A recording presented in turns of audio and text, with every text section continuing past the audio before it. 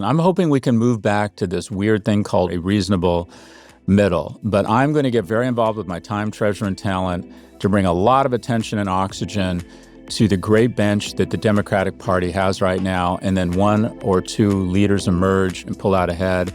I'm going to get as involved as I can to be very supportive of one and try and restore kind of democracy, rule of law, competitive markets to the U.S. In sum, I'm going to do my best to make America again. In today's Office Hours, we talk about Pushback on My Views, who should run in 2028, and the habits behind my success. A lot of me in this episode. Question number 1. Our first question comes from bduran5 on Instagram. They say, do you ever get heat for your views from bizheads? Not really. The few times I've gotten really severe pushback, it hasn't been where you'd expect it. I'd say the people I have had the most critical views on have been big tech executives. And generally speaking, they're very respectful. And what they want to do, their response when you are critical of them is, hey, Scott, I'd love to meet the next time you're in town. Let's have lunch. And I almost always say no. I don't want to know them. I have no desire to understand how charming someone is who's figured out a business model to convince young people to start cutting themselves. I have no desire to hear someone's vision for the future of ride hailing. I find these people up close and personal, boring, and they don't drink, so I have no interest in getting to know them. I do get some pushback that says, well, you're talking openly about our firm. You have a responsibility to hear our side. No, I don't. I'm not a fucking journalist. I don't have any responsibility to hang out with a bunch of people to brighten up the room by leaving it. The times I've gotten pushback, kind of unusual. I wrote a blog post about 3 years ago talking about how corrupt higher education was and then saying that there were a lot of universities that were sort of in the kill zone or on a ventilator because they did not have the capital to survive a drop in enrollments. They were too dependent upon foreign students with weak grades, and their admissions rates were so high that it was clearly more like adult daycare. And as soon as they hit a bump in the road, they were going to go out of business. And I called it the nitroglycerin cocktail and I had a framework. It got written up in the Journal of Higher Education. I received 3 cease and desist letters from universities. It's just funny that the people who would come after me most aggressively would be other academics. But in terms of big tech, they're smarter than that. They're nice to you. Oh, I love your stuff. Would you like to get together? By the way, would you ever consider speaking at one of our events, for which I'm sure they would pay me my full freight? I don't do that. Sometimes I do take their advertising. We take advertising from Apple and I think from Alphabet.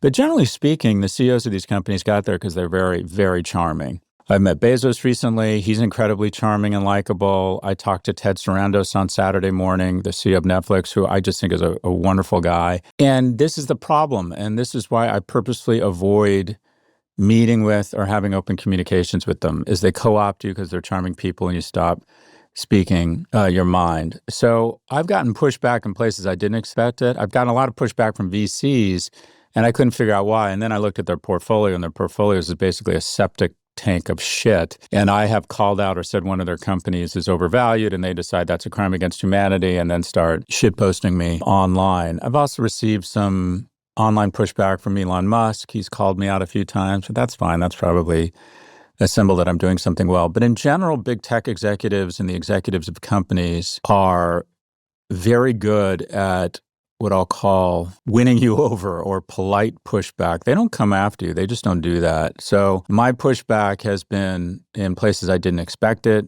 It's online. I don't know how much of it is bots. I would say the most pushback I receive is from bots being controlled by the GRU because I've been pro-Ukraine, or from the CCP who just want to create agita and dissent wherever there is. If you go onto your feed whenever you say anything political, the really incendiary, vile shit is usually DogMom112 with 22 followers. We have created the most porous propaganda machine in the world that our adversaries can weaponize. But on the whole, I wouldn't say I got a ton of pushback. I get some, and some criticism that's fair. But no, big tech executives, they're more about trying to co-opt you, win you over, and then create a series of incentives such that you just kind of keep quiet, if you will. Thanks for the thoughtful question. Support for today's show comes from Upwork. Hiring help for your business shouldn't be a headache, let alone a drain on your budget. That's why Upwork makes it easy to hire specialized freelancers quickly so you can get the expertise you need now without weeks of recruiting or a full-time hire. Upwork is a one-stop platform to find, hire, and pay expert freelancers across web and software development, data and analytics, marketing, business operations, and more. They help grow your business by giving you fast access to specialized talent across 125 plus categories so you can fill skill gaps, launch projects faster, and scale support up or down without committing to full-time headcount. You can browse profiles, review past work, and get help scoping the role so you can hire with confidence and get started quickly. With Upwork Business Plus, you can access the top 1% of talent on Upwork. And with AI-powered shortlisting, you'll get matched to the right freelancer in just under 6 hours. No endless searching required. You can visit Upwork.com right now to post your job for free and connect with top talent ready to help your business grow. That's UPWORK.com, Upwork.com. Support for the show comes from Grammarly. You already know the world moves fast. Between constant messages, deadlines, and decisions, even the most organized people can feel pulled in 1,000 different directions. But work today still depends on clear communication, and when every message counts, sounding hurried or generic can mean getting missed. Grammarly gives you one place to think, write, and finish your work, and you can find it right where you already write, with access to agents that help you sound natural, clear, and engaging. Whether you're writing an email, proposal, or novel, Grammarly helps you go from draft to final draft to done in no time. You can use Grammarly's AI chat to come up with ideas, outline a solid draft, then refine it with context-aware suggestions that fit what you're working on.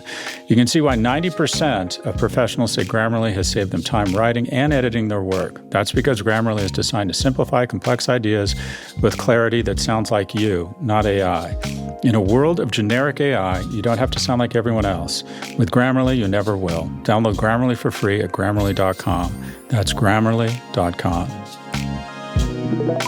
Question number 2 also comes from Instagram. They say, who is someone that you would like to see run for president in 28? Almost all of them. I would not like to see Vice President Harris run again. While I think she was handed a difficult situation, I do not think she is a talented candidate. Also, I think if a woman runs for a third time and loses on the Democratic ticket, we're not going to have a female Democratic president for 50 years. I think we have an incredibly strong bench. I'm a big fan of Governor Shapiro and Newsom.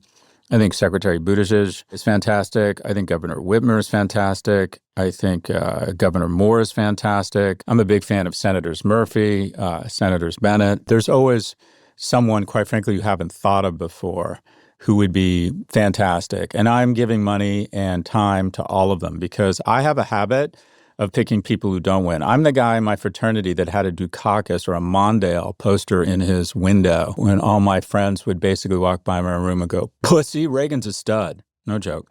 I supported Dukakis in 92. 5 years ago, I supported Senator Michael Benedict for president. So I'm not great at backing the right horse, if you will. What I'm going to do this time is just try and bring a bunch of oxygen and attention to who I think are a series of just outstanding candidates. And if you look back on who is usually leading in the polls at this moment, they almost always win. Just let me give you some Republicans who are number one, who are the most likely person to capture the Republican nomination at this point in the cycle. Here's 3 of them, different cycles. Rudy Giuliani, right? America's mayor was the leading candidate for the Republican nomination at this point. Herman Cain, remember him? Like 771, ended up dying of COVID. And then my favorite, Fred Thompson from Law and Order, was the leading presidential candidate at this point in the election cycle. So being at the top right now isn't necessarily a good thing. And typically it's somebody, if I had to bet on somebody, it would be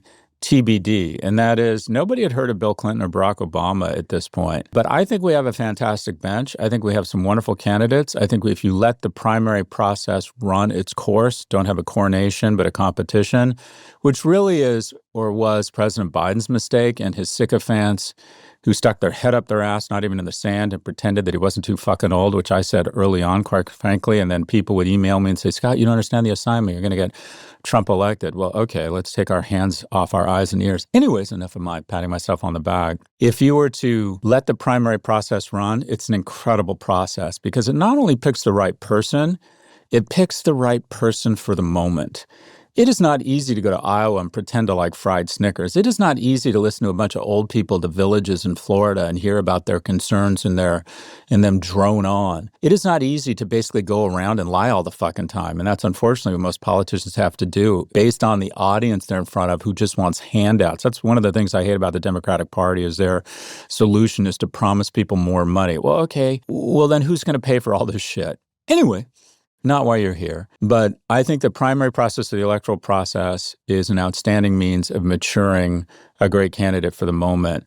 So I would love to see Nikki Haley run. I think Glenn Youngkin, not just Democrats. I'd love to see some moderates run. I think J.D. Vance is a fucking weirdo and a sycophant. By the way, boss, how did it work out for his last VP when he sent people with nooses and zip ties hunting for them? Yeah, that's got to be fun. I think Ron DeSantis is reasonable, and I'm going to get a lot of pushback from my Democratic brothers and sisters, but I feel like Governor DeSantis is someone I could work with. He seems very data-driven. Served his country. Is he who I will vote for, who I will give money to? Absolutely not. But he seems reasonable. I think Ambassador Haley or Governor Haley is a reasonable person. I'm hoping we can move back to this weird thing called a reasonable middle. But I'm going to get very involved with my time, treasure, and talent to bring a lot of attention and oxygen to the great bench that the Democratic Party has right now, and then one or two leaders emerge and pull out ahead.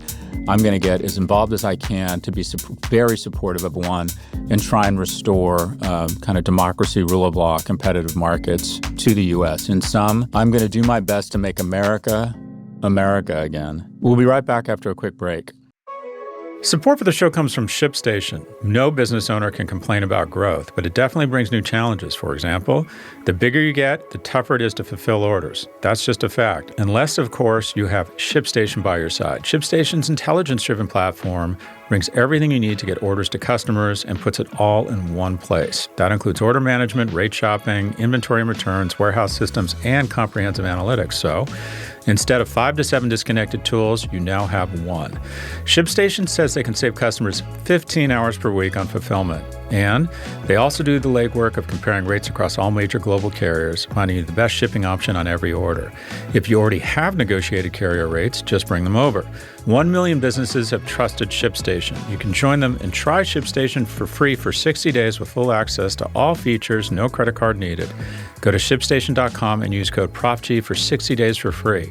60 days gives you plenty of time to see exactly how much time and money you're saving on every shipment.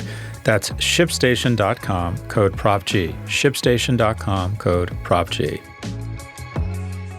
Welcome back. Our final question comes from Smit Patel on LinkedIn. Which personal habit or mindset has helped you most in your professional success and why? I talked about it before, and that is, I don't know if I played with the wrong toys or the right toys, but I wasn't afraid to ask Maureen Burke to the prom, even though she was much, much hotter than me. She said no. I wasn't afraid to run for sophomore, junior, and senior class presidents, and I lost all 3 times. And based on my track record, run for senior or student body president, where I went on to, wait for it, lose. It's an ability to mourn and move on. That's my superpower.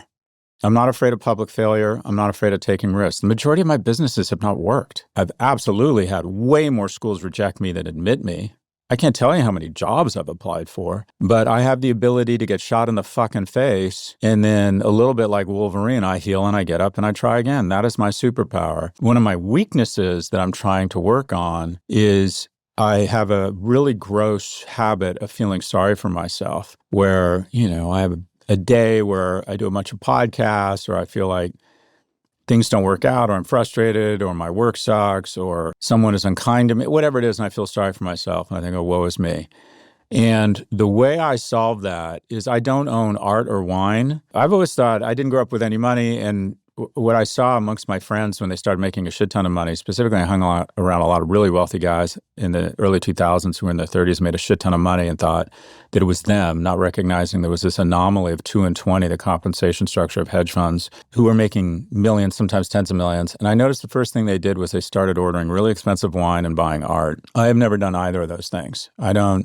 Wine tops out at $20 a bottle for me. I'd rather have a beer. I don't really own any art because I think or at least for me, I'd be trying to pretend that I'm something I'm not. But I do have one piece of art that I spent a decent amount of money on, and it's a photo of Otto Frank in his attic. Otto Frank was the father of Anne Frank, and it's a photo of him after he returned to the attic they hid out in Amsterdam. And the brief backstory is Otto, his wife, and their two daughters, Margot and Anne, who would, of course, go on to have her diaries published. They were betrayed in 1944. They were living up there in the attic with another family. The family was sent to Auschwitz, where Otto was separated from his wife. His wife was murdered, and ultimately his daughters Margot and Anne were shipped to Bergen-Belsen, where they died. Both of them died of typhus just months before liberation. And there's this picture of him standing in the attic. And I purposely placed this photo outside my bedroom. And my practice is the following for resetting my perspective, resetting my mood. The last thing I do every day is I look at this photo for 10 seconds. I'm about to open my bedroom door. I stop and I look at Otto and I look at the photo for 10 seconds. And I try to imagine what's going through his mind. And then when I wake up in the morning, I come out, I stop for 10 seconds, and I look at Otto. And I imagine just where does he go from here after experience what he experienced? And at that moment, something really wonderful happens to me. Right away, I'm washed over with the truth. What is that truth? That I may have some inconveniences in my life, but I have no problems. So my superpower is that I'm able to mourn and move on, and I'm not afraid of public failure. And where I'm trying to address my weakness, my Achilles heel, is feeling sorry for myself by recognizing that compared to everybody else, compared to so many people in history, my worst days are better than most people's best days. That's all for this episode. If you'd like to submit a question, please email a voice recording to officehours@profgmedia.com. That's officehours@profgmedia.com. Or if you prefer to ask on Reddit, just post your question on the Scott Galloway subreddit, and we just might feature it in an upcoming episode.